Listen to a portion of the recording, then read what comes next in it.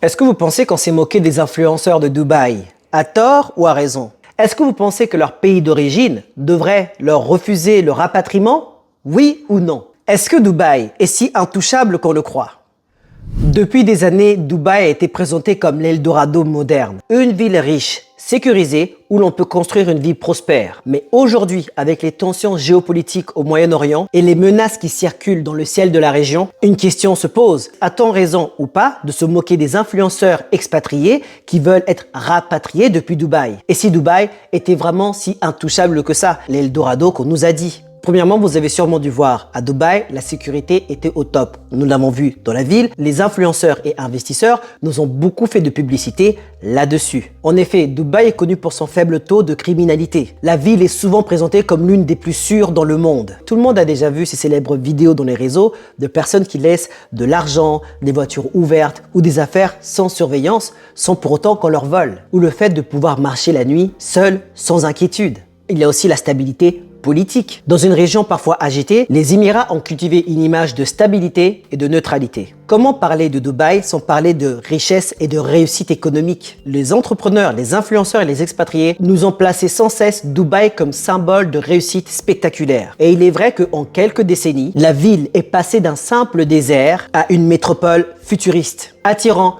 investisseurs, entrepreneurs et travailleurs qualifiés. Ce qui nous vient à parler de l'expatriation. Une grande partie de la population est étrangère à Dubaï. Les expatriés représentent la majorité de la population. Des gens du monde entier viennent chercher des opportunités professionnelles et une meilleure qualité de vie. Même toi dans les commentaires, fais-moi savoir, n'as-tu jamais entendu que les opportunités économiques étaient incomparables à Dubaï? Les salaires sont très attractifs. Il n'y a quasiment pas d'impôt sur le revenu. L'environnement et le réseau est favorable aux affaires. C'est la réalité et c'est ce que nous disent les influenceurs, les immigrants et les expatriés qui sont partis à Dubaï. En bref, pour beaucoup d'entrepreneurs et de professionnels, Dubaï est un tremplin. Mais récemment, il y a eu un choc de réalité.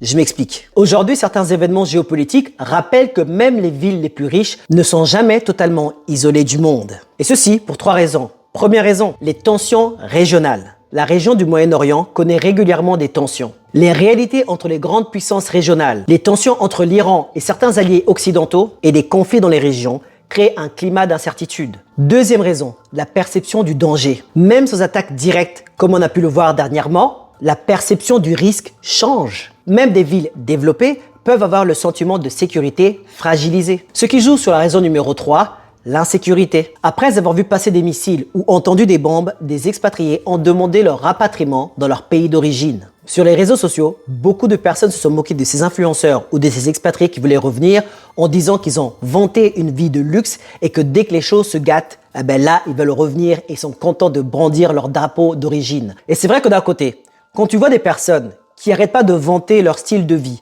et qui dénigrent en même temps de là où ils viennent, la France par exemple, le Canada, et finalement ressortir leur carte d'identité française ou leur citoyenneté canadienne ou quel que soit le pays d'où ils viennent, dès que les choses se gâtent, je peux comprendre que ça pourrait manquer un peu de crédibilité. Et certains influenceurs connus, dont je ne pourrais pas dire le nom, veulent leur faire la morale, en mode « t'as vu finalement, c'était pas mal chez nous ». Ça, c'est plus la perception de ceux qui ont vu partir ces influenceurs ou ces expatriés. D'un autre côté, j'ai l'impression que c'est vraiment une mentalité de « bien fait pour toi ». T'as trop fait le malin. Tu nous as nargué avec ta belle vie, ben tiens, prends dans ta face. Et c'est là que ça me dérange un peu parce que j'ai l'impression que c'est plus la chute d'un mythe dont on se réjouit. T'as vu, au final, tu ne vaux pas mieux que nous. Ah, je savais, fallait pas bouger de notre pays. Ah ben t'as vu, t'as pris des risques, il fallait rester là où tu étais. C'est pas parce qu'il a pris un risque d'aller ailleurs qu'il se retrouve fautif ou de se dire que maintenant tu ne reviens pas parce que tu as bénéficié des avantages ailleurs, ne reprends plus d'avantages chez nous. Attention, je ne dis pas que tous ceux qui sont restés dans leur pays d'origine, se battre à la régulière, jouer le jeu et payer les impôts plein prix sont mauvais. Loin de là. Et je peux comprendre que ça pique quand des personnes qui sont parties justement pour éviter tout ça reviennent dès que le vent change de direction. Ah ben ça pique. Mais je pense pas qu'on est en mesure de leur interdire quoi que ce soit. Et ceci pour plusieurs raisons. Première raison, on se trouve dans un contexte où on est quasiment en guerre. Ça tire en l'air et on entend des explosions. On peut rigoler, se moquer ou rager, on ne sait pas comment on réagirait à leur place si on se trouvait dans un contexte similaire, ni quelle décision on prendrait. Dans des contextes comme celui-ci, soyons plutôt dans la compassion et ne pointons pas les mauvaises personnes du doigt. Nous ne moquons pas de la réaction de certaines personnes. Ce qui leur arrive peut très bien arriver à d'autres personnes demain. L'histoire nous l'a bien prouvé. Quel que soit l'argent qu'ils ont, ils sont ni à l'abri, ni intouchables. Par ailleurs, autre raison, j'ai immigré de France vers le Canada. Et je peux très bien comprendre que d'autres personnes puissent partir ailleurs pour trouver une vie meilleure. Si quelque chose m'arrive ou quelque chose arrive dans ce pays, après je prends mes responsabilités et je vais assumer. Mais ça, c'est mon avis. Et du coup, je pense que ça devrait être personnel. Est-ce qu'on pourrait les juger par rapport à ça? Le gouvernement ne va pas faire de jugés basés sur ce qu'ils ont vu sur les réseaux sociaux. L'autre raison, c'est que ce qui est arrivé à Dubaï peut très bien arriver en France, au Canada ou ailleurs, dans ces mêmes lieux où des personnes se sont moquées des gens qui veulent se faire rapatrier. Quelle que soit votre richesse ou la sécurité, c'est la réalité. Changer de pays, chercher une meilleure vie, des meilleures conditions, ceci se fait depuis la nuit des temps. C'est pas nouveau. Est-ce que c'est quelque chose en soi qu'on doit reprocher? Après, on peut nuancer.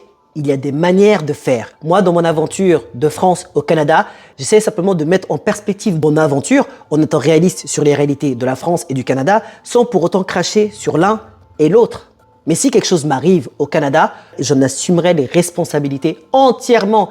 Et encore, même là, je vous dis ça, il n'y a pas encore des bombes qui ont explosé au-dessus de ma tête. Je ne peux même pas savoir comment je vais réagir. Et ceux qui restent dans leur pays, dans leur contexte, se battre pour reconstruire et payer les impôts plein pot ne devraient pas être nargués et ne devraient pas non plus se sentir déstabilisés. Quand on arrive dans un nouveau lieu, c'est sûr qu'il ne faut pas non plus dénigrer le lieu de là où on vient et trop les narguer parce que tu ne sais pas de quoi sera fait demain. Et toi, qu'est-ce que tu en penses? Peux-tu me dire s'il existe encore un Eldorado aujourd'hui? Si oui, lequel? Fais-le moi savoir dans les commentaires et pourquoi. Moi, je m'appelle Julio. Mon but, faire des vidéos orientées motivation, mindset et investissement afin qu'un maximum de personnes comme moi, parties de rien, puissent atteindre la liberté financière.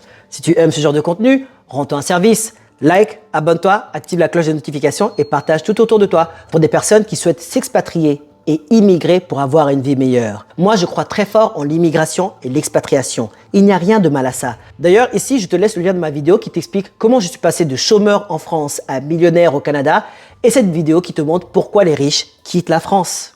Vas-y, je t'attends de l'autre côté.